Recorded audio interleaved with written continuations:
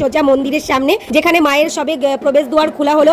তারপর এখানে দেখো আরতি হচ্ছে, আর আমার অনেক সৌভাগ্য যে আমি এখানে আদ্যা মাকে দেখতে পেলাম, তার আরতিটাও দেখতে পেলাম, আমার ভীষণ ভালো লেগেছে। তো তোমাদের সবাইকে আদ্যা মার দর্শন করিয়ে দিলাম, সবাই একটু মাকে প্রণাম জানিও, আর তোমাদের সবার মনের ইচ্ছাগুলো মাকে বলে দিও বন্ধুরা। আরতি শেষে দেখো আমরা এখানে ভোগ খাবো, তাই সামনেই দাঁড়িয়ে আছে, এখানে সবাই লাইন দিয়ে দিয়েছে। তোজবাবু একটা পেন কিনেছিল দক্ষিণেশ্বর থেকে, পেন দিয়েই আমার হাতে আদ্যাপীঠ লিখে দিয়েছে। দেন এখানে দেখো কুপন দিয়ে আমি আর তোজবাবুও একদম সোজা ভেতরে চলে এলাম, যে বড় যে খাবার পরিবেশনের জায়গাটা, এখানেই সবাই বসে পড়েছে একে একে। এবার এইখানে ভোগ দিয়ে দেবে, তো সবার প্রথমে এই তালা দিয়ে দিয়েছে, দেখতেই পাচ্ছ।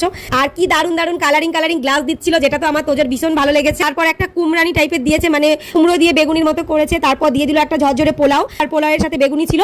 তারপর সাদা ভাত, আর সাদা ভাতের সাথে ছিল একটা পাঁচমিশালি সবজি তরকারি, যে খিচুড়ি, আর খিচুড়ির সাথে এই যে লাবড়াটা মানে ভীষণ টেস্টি ছিল।